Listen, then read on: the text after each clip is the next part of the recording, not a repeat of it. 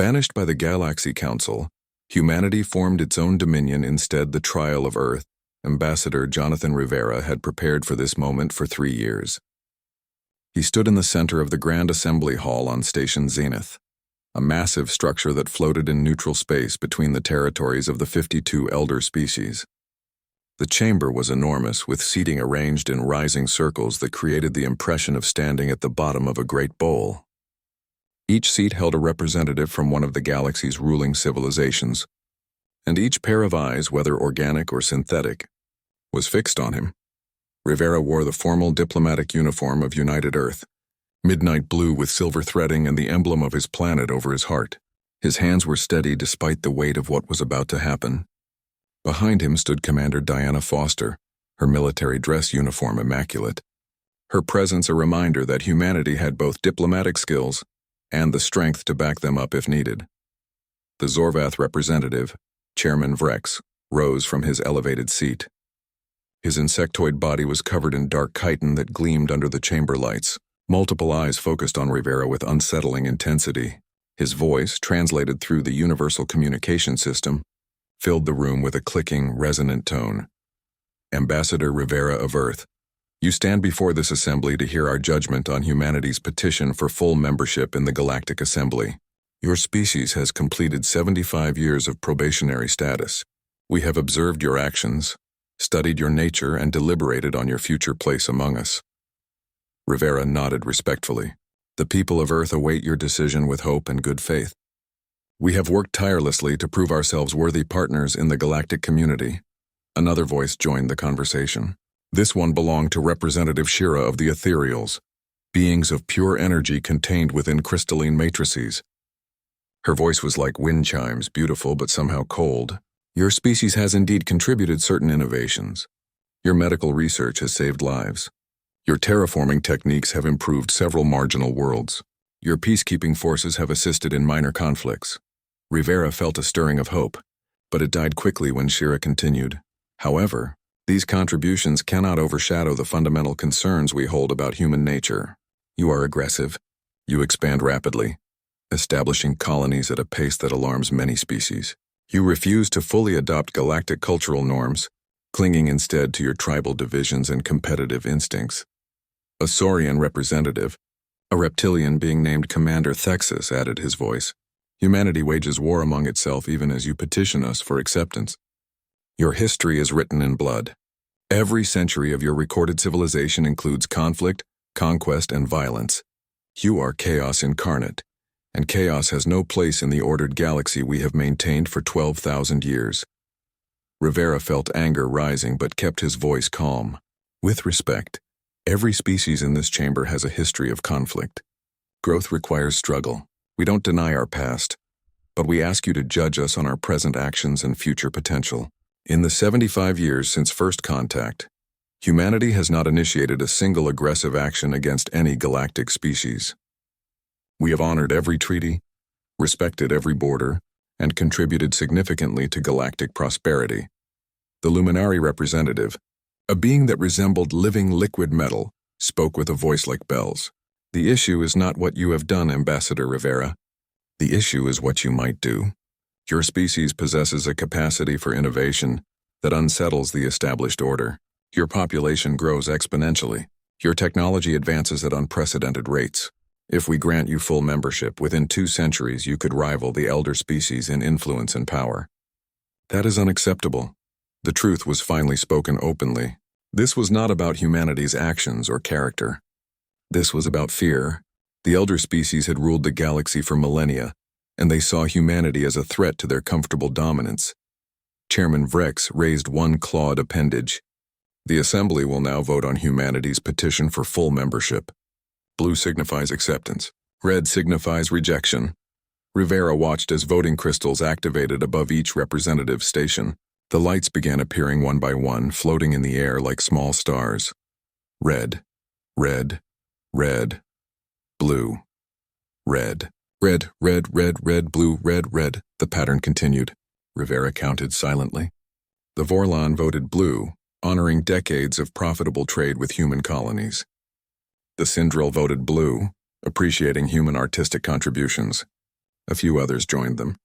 But the overwhelming tide was red. When the final vote registered, the tally was clear. 9 species voted for acceptance. 43 voted for rejection. Chairman Vrex's mandibles clicked together in what might have been satisfaction. The Assembly has spoken. Humanity's petition for full membership is denied. Rivera felt the words like physical blows. But worse was coming. Furthermore, Vrex continued, this Assembly finds that humanity's presence in regulated galactic space presents a potential destabilizing factor to established peace. Therefore, we order the immediate cessation of human expansion and the evacuation of all human settlements, stations, and facilities from any system under Assembly jurisdiction. You have 8 standard years to comply. After that time, any humans found in regulated space will be subject to arrest and their vessels impounded. The chamber erupted in murmurs. Even some species that voted for rejection seemed surprised by the harshness of the judgment. Rivera stood frozen, processing the magnitude of what had just happened. Humanity was not simply rejected. They were being exiled, expelled, cast out from the galactic community. Commander Foster stepped forward, her voice tight with controlled rage.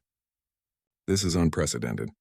We have 35 million citizens living in Assembly, space, families, children, people, who have built entire lives on worlds we settled, legally during our probationary period. Those settlements were always conditional, Representative Shira said coldly. Your people knew that acceptance was not guaranteed. They took that risk willingly. Rivera found his voice again, though it shook with emotion. You speak of peace and order, yet you condemn millions of innocent people to upheaval and suffering. You call us aggressive, but this decision is an act of cruelty born from fear. We do what is necessary to preserve galactic stability, Chairman Vrex replied. Your species has 8 years. We suggest you begin preparations immediately. Rivera looked up at the circle of alien faces, seeing satisfaction in some, discomfort in others, but no real sympathy anywhere. These beings had made their decision long before this hearing. The trial had been nothing but theater. Then let the record show, Rivera said, his voice now steady and cold, that humanity came to you in peace, seeking partnership and friendship. We offered our best efforts, our innovations, our goodwill. You have answered with rejection and exile. Remember this moment when you wonder why humanity chooses its own path. Remember that you drove us away. He turned and walked toward the exit, Commander Foster beside him. The massive doors opened before them, and they stepped out into the corridor beyond. Neither spoke until they reached their shuttle. Once inside, Foster activated the secure communication system. This is Commander Foster to Earth Control. Ambassador Rivera and I are returning. Inform President Chen that we need an emergency session of the United Earth Government. The Assembly has voted. Verdict? Came the response. Rivera closed his eyes. Not just rejection, banishment. We have 8 years to evacuate every human from Assembly space or they'll start arresting our people. The silence on the other end lasted several seconds. Then message received. The President is being notified. Safe journey home, Ambassador. As their shuttle undocked from Station Zenith and began the journey back to Earth, Rivera stared out at the stars. Somewhere out there, beyond the boundaries of Assembly space, lay unexplored regions that humanity had been forbidden from entering during their probationary period. The frontier expanse, as it was called. Wild space. Dangerous space. Free space. They think they're crushing us, Foster said quietly. They think we'll crawl back to the solar system and stay quiet. Rivera smiled, though there was no humor in it. They don't understand humanity at all. They just set us free. 2 weeks later, President Alexandra Chen stood before the assembled representatives of Earth's nations in the United Government Chamber in Geneva. Her face was projected on screens across the planet and throughout human colonies in Assembly space. Her voice was calm but carried an edge of steel that everyone recognized. The Galactic Assembly has rejected humanity's petition for membership. More than that, they have ordered us to evacuate all settlements in their territory within 8 years. 35 million of our people must leave homes they have built, worlds they have transformed, lives they have created. She paused, letting the weight of that reality settle over her audience. The Assembly made this decision because they fear us. They fear our potential. They fear that humanity might one day challenge their comfortable dominance. And in their fear, they have made a critical mistake. President Chen leaned forward, her eyes intense. They think exile is punishment. I say it is liberation. For 75 years we have followed their rules, limited our expansion, restricted our technological development to stay within their guidelines. We have made ourselves smaller to fit into their vision of an ordered galaxy, no more. If the Assembly will not accept us, then we will forge our own path. Beyond their borders in the frontier expanse, humanity will build something new, not an empire of conquest, but a civilization of freedom, and we will welcome any species that shares our values. The response was immediate. Across Earth and the colonies, humanity rallied. The rejection hurt, but it also ignited something fundamental in the human spirit. The desire to prove doubters wrong. The determination to succeed despite opposition. The refusal to accept limitations imposed by others. The Great Migration was about to begin. The Great Migration. The evacuation fleets began assembling 6 months after the Assembly's verdict. Massive colony ships, some newly built and others repurposed from existing vessels, gathered at staging points throughout human-controlled space. Each ship represented thousands of lives in transition, families packing up decades of memories and belongings for a journey into the unknown. Commander Diana Foster, promoted to Fleet Admiral, oversaw the military escort operation. Her responsibility was enormous. 35 million civilians needed protection as they moved through potentially hostile space, traveling routes that would take them beyond Assembly territory into regions that were poorly mapped and largely unexplored. The first convoy departed from New Harmony, a thriving agricultural colony that humanity had spent 20 years developing. Dr. Maya Okonkwo stood on the observation deck of the civilian transport vessel, Horizon's Promise, watching her homeworld shrink in the viewport. She was 26 years old, a brilliant engineer who had designed many of the terraforming systems that made New Harmony prosperous. Now she was leaving it all behind. Her parents stood beside her, both scientists who had dedicated their lives to the colony. Her father put a hand on her shoulder. "We built it once. We can build it again." Maya nodded, but her throat was tight with emotion. This was not just leaving a home. This was being forced out, expelled, treated like criminals for the crime of being human. The convoy consisted of 80 civilian vessels protected by 30 military ships from Foster's fleet. They traveled in formation, moving through established jump routes until they reached the edge of Assembly space. Then they would enter the frontier expanse, heading toward coordinates that long-range probes had identified as potentially habitable systems. For the first 3 weeks, the journey proceeded smoothly. The convoy made scheduled jumps, rested at designated points, and maintained constant communication. Then they reached Crossroads Station. Crossroads was a massive trading post that existed in neutral space, technically outside Assembly jurisdiction, but frequented by ships from dozens of species. It was supposed to be safe ground, a place where vessels could refuel and resupply regardless of political tensions. The convoy planned to dock there for 48 hours before making the final push into the frontier. Admiral Foster's instincts warned her something was wrong the moment her sensors detected the Assembly peacekeeping fleet stationed near the outpost. 27 warships heavily armed, led by a Zorvath commander named Vral. Foster opened a communication channel immediately.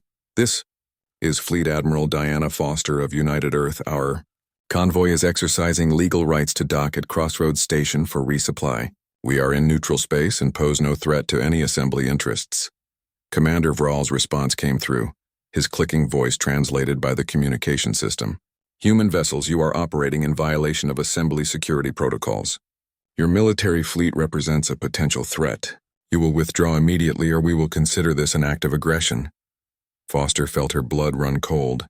"We have civilian ships with families aboard, children. We require refueling to safely reach our destination. Under galactic law, you cannot deny us access to neutral facilities. Assembly peacekeeping forces have authority to maintain security in all border regions. You have 1 hour to begin withdrawal procedures." 1 hour was not nearly enough time to evacuate thousands of people from the station and prepare ships for departure. Foster knew what this was. The Assembly wanted an incident. They wanted to humiliate humanity one more time, to prove their power and humanity's helplessness. She gave orders to begin emergency evacuation, but the chaos was immediate. Families on shore leave rushed back to their ships. Supply operations halted mid-process. Fuel lines disconnected before tanks were full. People panicked, running through corridors. Desperate to reach safety before the deadline expired, Maya Okonkwo was helping load medical supplies when the first explosion hit. She never knew if Commander Vral had been given direct orders or if he acted on his own authority. Later investigations would never determine the truth. What mattered was that 37 minutes into the evacuation, with thousands of humans still on the station, assembly warships opened fire. The peacekeepers claimed they detected weapons being loaded onto human ships. Security recordings would later prove this was a lie. The truth was simpler and more terrible. They fired because they could. Because they wanted to teach humanity a lesson about challenging assembly authority. The explosions tore through 3 docking sections of Crossroads Station. Atmosphere vented into space. Hull breaches opened like wounds. Maya was thrown against a bulkhead, her ears ringing from the blast. When she pulled herself upright, she saw horror. Bodies floating in corridors where the station's hull had been compromised. People screaming, clawing for oxygen masks, dying in the cold vacuum. She ran, searching desperately for her parents, but found only chaos and death. Admiral Foster's military fleet responded immediately. Her ships moved to shield the civilian vessels and returned fire on the assembly peacekeepers. The battle was brief but brutal. Foster's ships were outnumbered, but they fought with desperate fury. They disabled 6 assembly warships and drove the rest back, forcing Commander Vral to retreat. But the damage was done. When the final count was tallied, 2,417 civilians were dead. Among them were Maya's parents, killed when Docking Bay 7 decompressed. Maya survived only because she had been in a reinforced cargo section when the attack began. The massacre at Crossroads Station changed everything. News of the attack spread throughout human space within hours. The images of civilian ships torn apart, of families killed while fleeing, ignited rage across every human colony. What had been a reluctant exodus transformed into something harder and more determined. Humanity was not just leaving assembly space anymore. They were escaping from an enemy that had proven they would kill innocent people to maintain control. The convoys continued, but now everyone understood the stakes. Some species, horrified by what happened at Crossroads, quietly aided the human refugees. The Vorlan, a reptilian race that had traded with humans for decades, provided secret star charts showing safe routes through uncharted space. A Vorlan captain named Lisa risked her career to supply Foster's fleet with food, medicine, and intelligence about assembly patrol patterns. "Why are you helping us?" Foster asked during a covert meeting on a remote asteroid station. Lisa's scaled face was difficult to read, but her voice carried genuine emotion. "Because what happened at Crossroads was murder. The assembly claims to value peace and order, but they killed children because they feared your potential. I will not stand with murderers. Your people could punish you severely for aiding us. Then they will. Some principles matter more than personal safety. You humans understand that. Perhaps that is why the assembly fears you so much."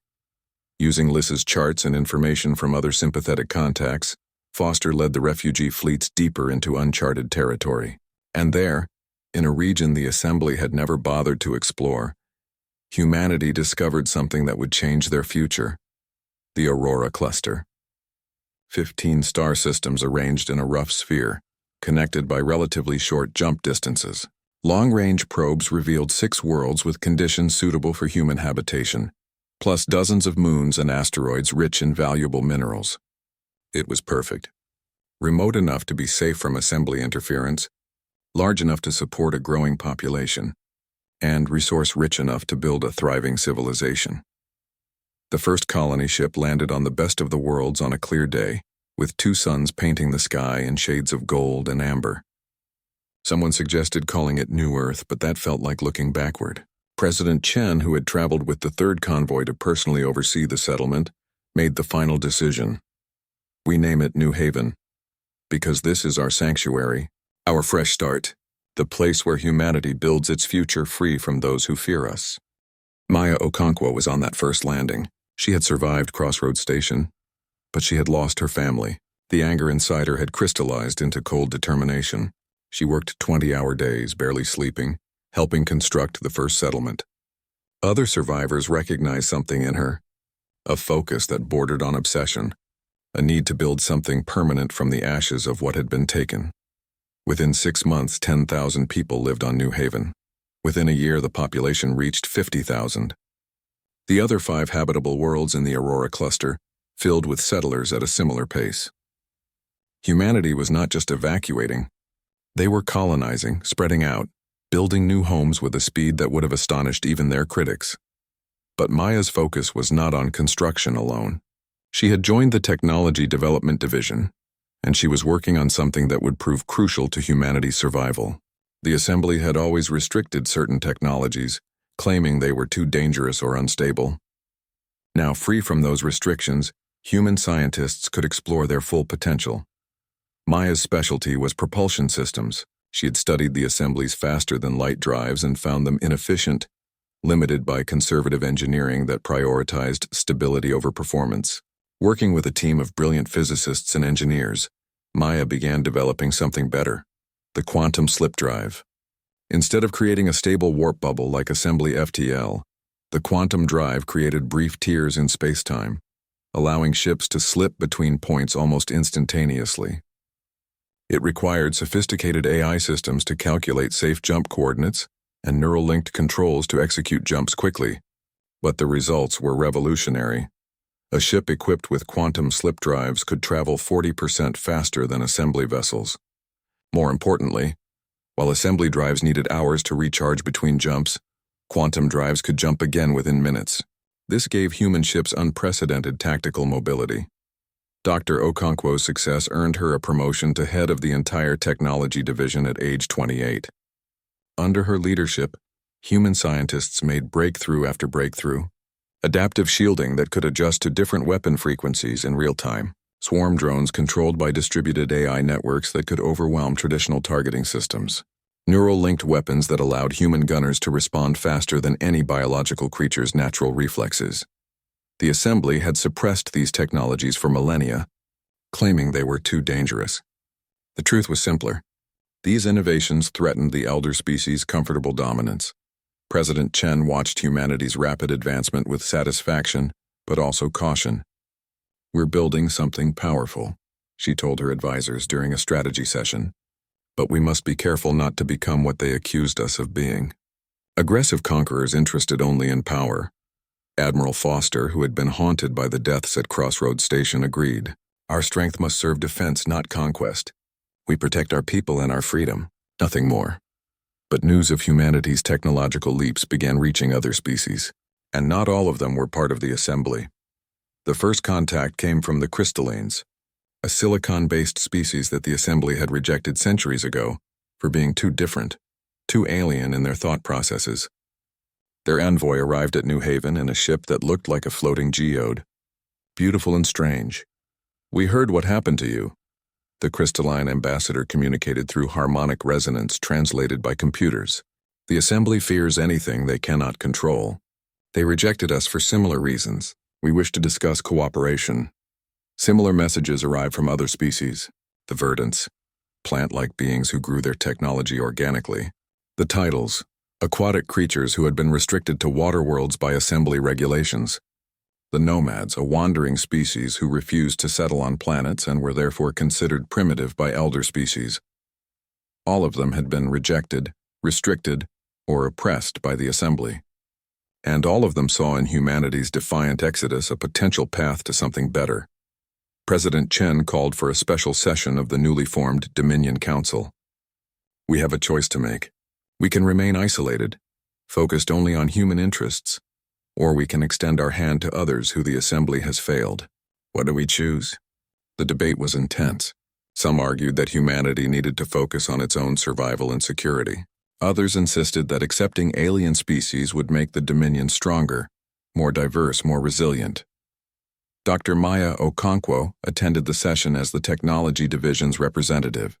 When her turn to speak came, she stood and addressed the council with quiet intensity. "At Crossroads Station, I watched my parents die because the Assembly feared what humanity might become. They killed innocent people to preserve their power. If we now turn away others who seek the same freedom we fought for, we become exactly what they accused us of being. Closed-minded, afraid, tribal. The Dominion should be better than that. We should be what the Assembly could never be.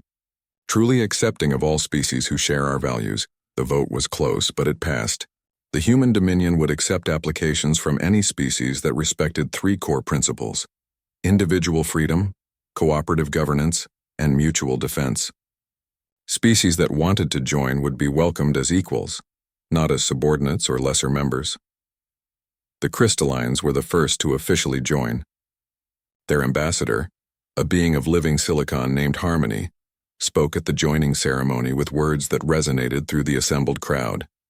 "You accept us as we are. You do not try to change us or make us fit your image of what sentient life should be. This is what we have always hoped to find." The Verdants joined next, bringing their unique biotechnology.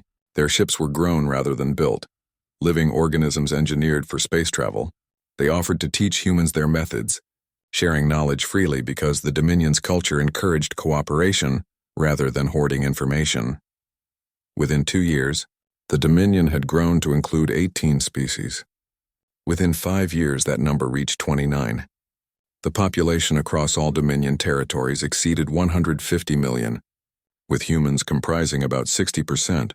What had begun as humanity's exile had transformed into something unprecedented in galactic history. A multi-species civilization built on principles of freedom and cooperation, growing at a pace that alarmed the Galactic Assembly. In his private chambers on the Assembly homeworld, Chairman Vrex reviewed intelligence reports with growing concern. His species had ruled the Assembly for 3,000 years, and he had never seen anything develop this quickly. "The humans are building something," his intelligence officer reported, "something powerful. Our agents cannot penetrate their borders. Their security is too sophisticated, but the energy signatures we detect suggest industrial capacity, far beyond what they should have achieved in only 5 years. Vrex's mandibles clicked together thoughtfully. "Recommendations? Send a diplomatic mission. Include enough warships to remind them of Assembly authority, but frame it as a peaceful inquiry into their development. Do it. But make the fleet impressive. 180 ships. I want the humans to understand that rejection does not mean they can ignore Assembly interests in this region." As the orders went out, neither Vrex nor his advisors understood what they were about to encounter. Humanity had not been cowering in exile. They had been preparing. Dr. Maya Okonkwo received the intelligence report about the incoming Assembly fleet and smiled. It was not a pleasant expression. For 5 years she had been building networks, developing weapons, preparing for the day when the Assembly would come back. Her parents' faces remained burned into her memory. The floating bodies at Crossroads Station haunted her dreams. Now, finally, there would be an accounting. "Let them come," she told Admiral Foster during the strategic planning session. "It's time the galaxy learned what humanity has become." The Reckoning Fleet Admiral Marcus Okafor stood on the bridge of the DSS Defiance, watching the tactical display with practiced calm. He was 43 years old, a career military officer who had risen through the ranks during humanity's exile. Unlike the generation before him who remembered the Assembly's rejection with personal bitterness, Marcus viewed the coming confrontation with professional detachment. This was simply a necessary step in the Dominion's evolution.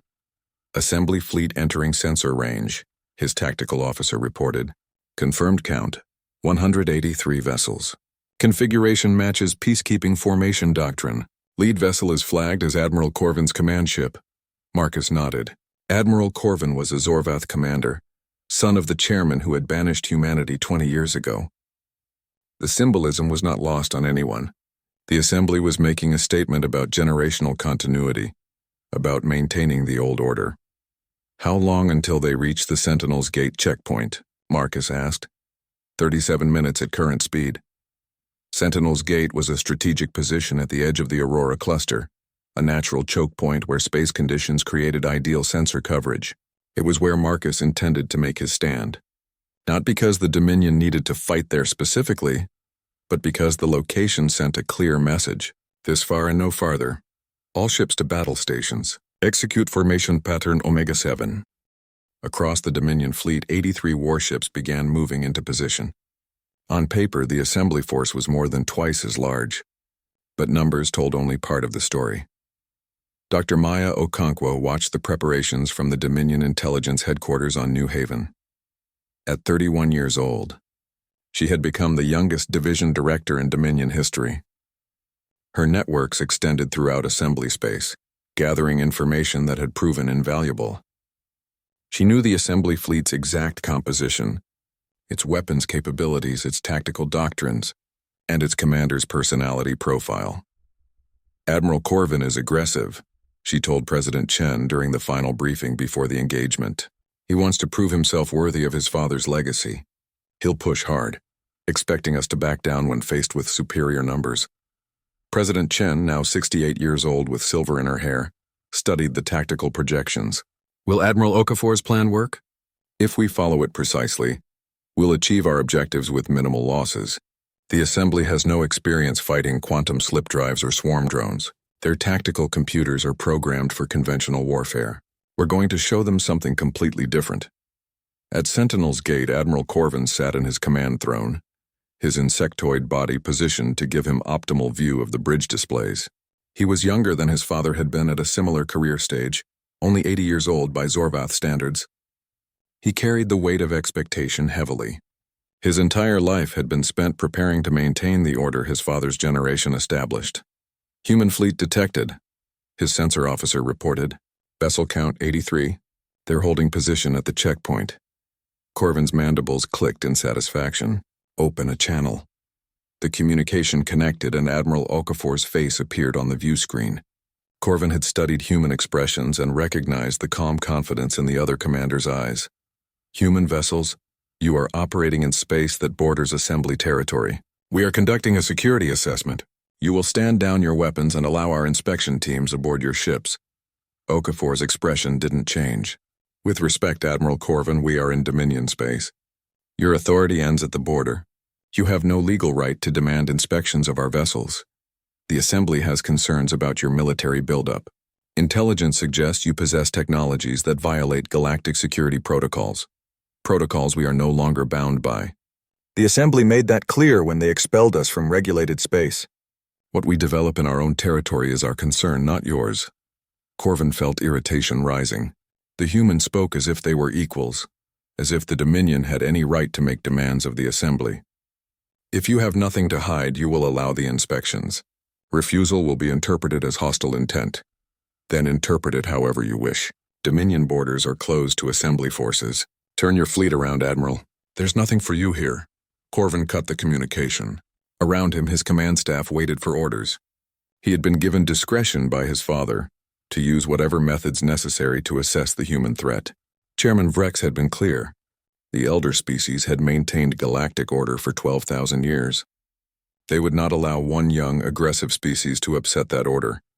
Battle formations, Corvin ordered. We will advance and demonstrate Assembly authority. If they resist, we are authorized to use necessary force. The Assembly fleet began moving forward, massive warships advancing in coordinated groups. Their energy shields activated, weapons charging. It was an impressive display of military power, exactly the kind of overwhelming force that had convinced countless species to accept Assembly dominance. Aboard the Defiance, Admiral Okafor watched the enemy formation with analytical detachment.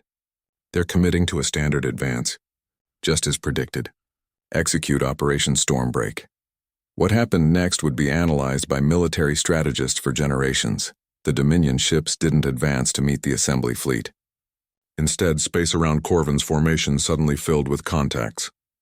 Hundreds of small signatures appearing simultaneously, materializing from quantum slips that the Assembly sensors had never been trained to detect. Report, Corvin demanded as alarm screamed across his bridge. Small craft, sir. Thousands of them. They just appeared. No jump signatures detected. Our sensors couldn't track their approach. The swarm drones were each about the size of a shuttle, equipped with advanced AI that allowed them to operate independently while coordinating through distributed networks. Each carried weapons designed to exploit weaknesses in Assembly shield technology, and there were 2,000 of them. They attacked in waves, moving with precision that no biological pilot could match. The Assembly point defense systems opened fire, destroying dozens of drones, but there were too many targets. The AI controlling each drone learned from every defensive response, adjusting tactics in real time. The first Assembly ship took damage when a cluster of drones concentrated fire on a single shield generator. The protective barrier collapsed and follow-up strikes tore into the hull. Then another ship suffered similar damage. Then 5 more. Return fire, Corvin ordered. All batteries maximum dispersal pattern. But before the assembly gunners could adjust their targeting, the Dominion's main fleet struck. The human warships used quantum slip drives to appear at point-blank range, materializing inside the assembly formation, where their weapons would be most effective. They fired, then slipped away before the heavier assembly ships could bring their superior firepower to bear. It was like fighting ghosts. The enemy was everywhere and nowhere, striking from unexpected angles and vanishing before effective counterattacks could be coordinated. Admiral Okafor watched the battle unfold with grim satisfaction. Target priority vessels. Disable their command ships first. The Defiant slipped directly behind Corvin's flagship, weapons firing at the vulnerable engine section. The strikes were precise, calculated to cripple rather than destroy. The assembly ship lurched as propulsion systems failed. Corvin gripped his command throne as his ship shuddered under the assault. Around him, the bridge crew worked desperately to restore systems, but the damage was catastrophic. His fleet was being torn apart by an enemy that fought like nothing the assembly had encountered in millennia. Retreat, he finally ordered, the word bitter on his mandibles. All ships emergency jump to rally point Delta 7. The assembly fleet began disengaging, those vessels still capable of movement activating their FTL drives and fleeing. But the retreat was chaotic, nothing like the disciplined withdrawal assembly doctrine prescribed. Ships jumped without proper coordination, leaving damaged vessels behind. Several collided during the desperate escape, causing additional casualties. When the last assembly ship vanished into FTL, Admiral Okafor surveyed the battlefield. 42 enemy vessels were destroyed or disabled. The Dominion had lost 7 ships and 139 drones. By any measure, it was a devastating victory. Recover our people from damaged vessels, Marcus ordered. Send rescue teams to any assembly survivors who want assistance. We're not barbarians. On New Haven, Maya Okonkwo watched the battle results with complex emotions. They had won, proven that humanity and its allies could defend themselves against the galaxy's most powerful military force. But victory felt hollow. Her parents were still dead. Crossroads Station was still a massacre. Nothing would change those facts. President Chen entered the intelligence center, her face showing both pride and concern. The galaxy will know about this within hours. Everything changes now, she was right. News of the Battle of Sentinel's Gate spread across known space at light speed. The images were undeniable. The human Dominion, the exiled refugees, had just handed the Galactic Assembly its worst military defeat in 2 centuries. Species throughout the galaxy watched the recordings in shock. In the assembly chambers, Chairman Vrex reviewed the battle data with growing dread. His son had been humiliated, the assembly fleet routed. Worse, the intelligence analysis made clear that this was not luck or desperation. The humans and their allies possessed systematic technological advantages. Better drives, better AI, better tactics. The elder species had grown comfortable with their dominance, and that comfort had made them stagnant. We must respond, Representative Shira said during the emergency session. If we allow this defeat to stand unanswered, our authority will collapse. Respond how?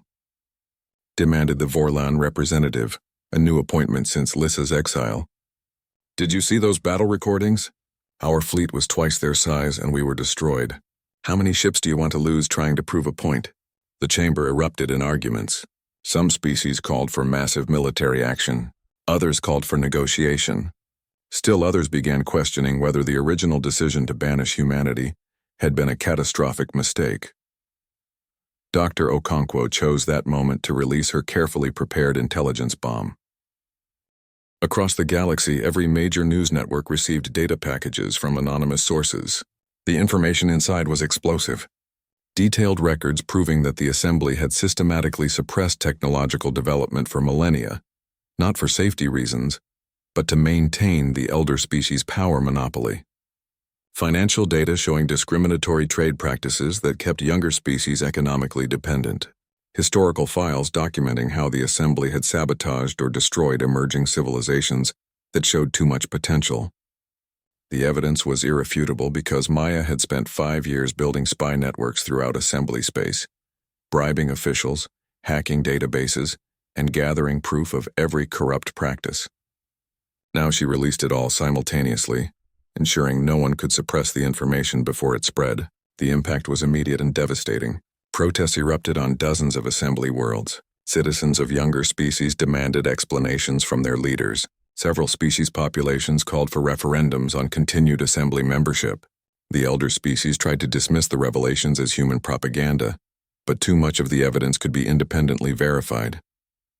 The Galactic Assembly, which had maintained order for 12,000 years, began fracturing. 23 species formally demanded emergency reforms. 15 others quietly sent envoys to the Dominion, inquiring about membership requirements. The unity that had sustained assembly authority was crumbling, exposed as being built on fear and suppression rather than genuine cooperation. Chairman Vrex watched his life's work collapse. His father had led the assembly for 5 centuries before him. His grandfather before that. The Zorvath had been the dominant assembly species for 3,000 years. Now, because of humanity, everything was falling apart. "We must negotiate," he told his inner council, the words ashes in his mouth. "Send a diplomatic mission to the Dominion. We will discuss terms for a new treaty."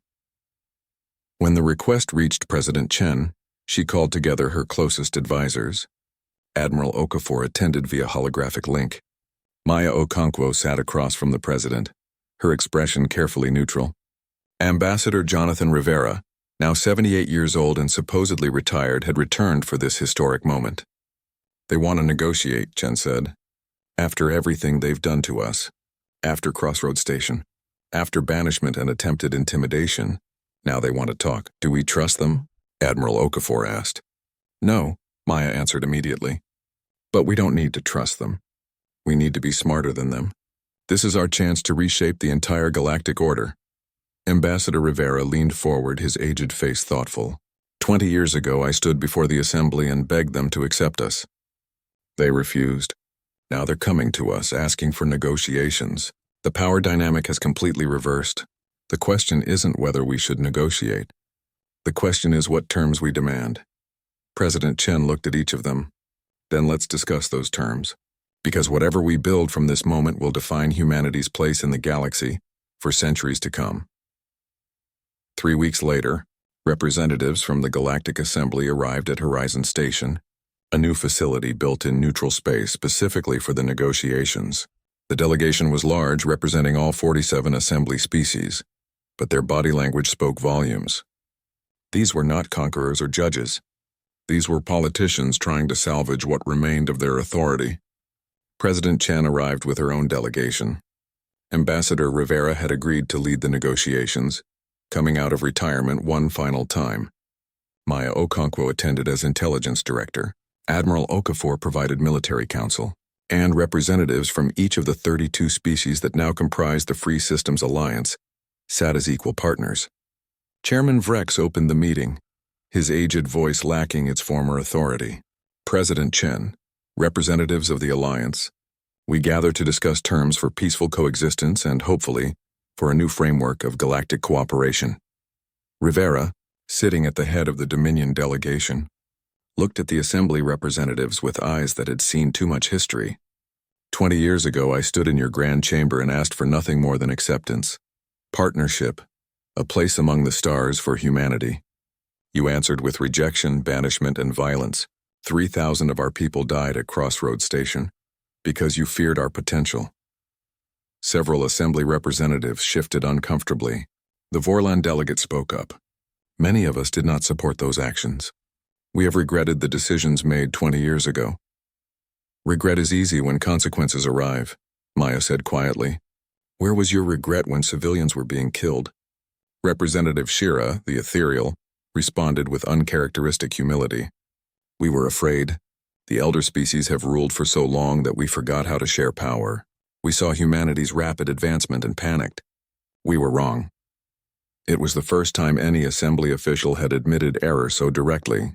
The chamber fell silent. Chairman Vrex continued. "We propose a reformed assembly, one that includes human representation and addresses the concerns raised by your intelligence releases." Rivera shook his head. "The assembly is broken beyond repair. Its entire foundation is built on hierarchy and suppression. You can't fix that with reforms. We need something completely different." He activated a holographic display showing a document the Alliance had been preparing for months. We propose dissolving the Galactic Assembly and creating the Galactic Commonwealth. Here are the principles. The representatives leaned forward to read.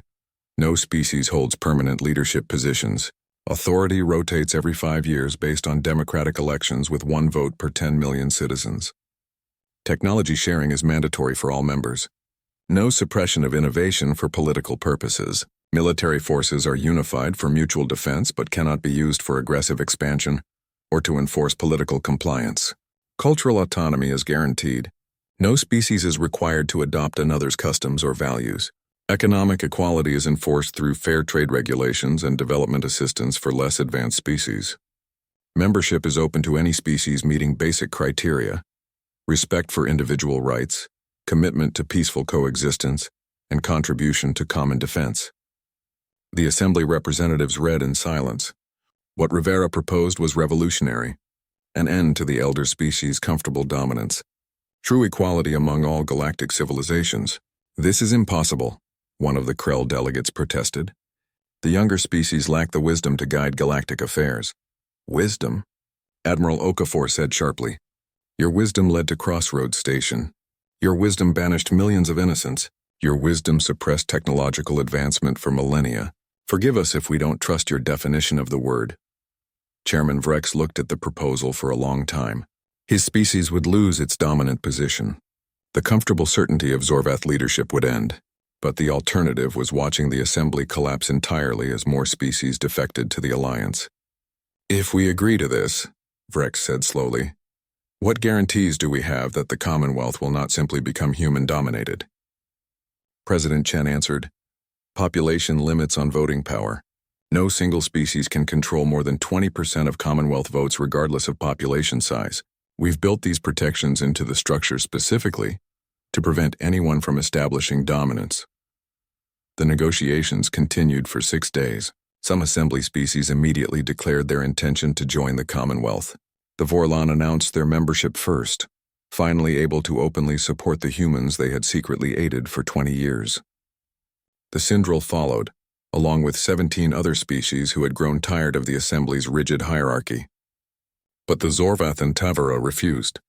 Chairman Vrex walked out of the negotiations on the 4th day, unable to accept the end of his species' 3,000-year rule. 23 species followed him, forming what they called the Traditional Coalition, dedicated to preserving the old ways. Rivera watched them leave without apparent concern. 32 species have joined the Commonwealth. That's more than enough to establish legitimacy. The coalition will either adapt eventually or fade into irrelevance. The signing ceremony took place 2 days later. Representatives from 64 species, including the 32 original Alliance members and 32 Assembly defectors, signed the Commonwealth Charter. The document was not just a treaty. It was a declaration that the old order had ended and something new had begun. President Chen gave the opening address, but she declined the position of First Commonwealth Chancellor. This cannot be humanity's organization. It must belong to everyone equally. Instead, a Vorlon diplomat named Koresh was elected as the first chancellor, with Maya Okonkwo appointed as the first security director. The symbolism was powerful. Leadership was truly shared, not dominated by any single species. Ambassador Rivera gave the closing address. At 78, he moved slowly, but his voice carried across the chamber with undiminished strength. 20 years ago, I stood before the Assembly and begged for acceptance. They responded with fear and cruelty, thinking they could suppress humanity by force. They were wrong. We didn't need their acceptance. We needed the freedom to become what we were meant to be. He paused, looking at the assembled representatives of 64 species. The Assembly banished us, expecting us to disappear into the darkness. Instead, we built something better than they ever imagined. Not an empire of conquest, but a community of cooperation. Not a hierarchy of dominance, but a fellowship of equals. They exiled us to preserve their power. We used that exile to create a future where power is shared by all. The applause lasted for several minutes. In the years that followed, the Galactic Commonwealth flourished. Within 5 years, 87 species had joined. Technology advanced at unprecedented rates as species freely shared knowledge. Cultural exchange programs created understanding and friendship across species barriers. The unified defense forces, drawing on tactics and technologies from dozens of civilizations, became the most effective military organization the galaxy had ever seen. The traditional coalition, meanwhile, stagnated. Without the innovation and energy of younger species, the elder species found themselves falling behind technologically and economically. Their populations, seeing the prosperity and freedom of Commonwealth worlds, began emigrating in increasing numbers. 15 years after the Commonwealth's founding, Maya Okonkwo stood on the observation deck of Commonwealth Station, the organization's headquarters orbiting a neutral world. She watched ships from 93 different species arriving for the annual summit. Human vessels, Zorbath vessels, Tavara vessels. Even the proud Tavara had eventually joined, unable to remain isolated while the galaxy moved forward without them. Beside her stood Admiral Corvin, the Zorvath commander she had defeated at Sentinel's Gate. He had resigned his assembly commission after the battle and eventually joined the Commonwealth military, where he now served as her deputy security director. Their friendship had been unlikely, built on mutual respect earned through conflict. Your father would not have believed this, Maya said quietly. Corvin's mandibles clicked, and what she had learned was amusement. My father died believing the old ways were the only ways. I'm glad I learned differently. Through the viewport, they watched a massive crystalline freighter dock alongside a human science vessel, crews already coordinating joint research projects. A verdant bioship grew new sections, expanding to accommodate guest researchers from a dozen species. The future was unfolding exactly as humanity had hoped. Maya thought about her parents, gone now for 20 years but never forgotten. She thought about the 3,000 dead at Crossroads Station. The pain had never completely faded, but it had transformed into something else. Purpose. Determination. A commitment to ensuring their deaths meant something. They tried to crush us, she said. They thought exile was punishment. Corvin looked at his friend and colleague. Instead, you showed the galaxy what freedom could build. That is humanity's gift to us all. In the Commonwealth Council chambers, Chancellor Koresh opened the annual summit with words that had become tradition. We gather as equals. No species above another. No voice silenced. No potential suppressed. This is what we built from exile. This is what we offer to the galaxy. Freedom, cooperation, hope. And across 93 star systems, hundreds of species looked to the future with confidence, knowing that the old order of fear and suppression had given way to something better, something humanity had proven was possible when a species refused to accept the limitations others tried to impose. The exile had become liberation. The banishment had become transformation. And from the ashes of rejection, a new galactic civilization had been born. The end.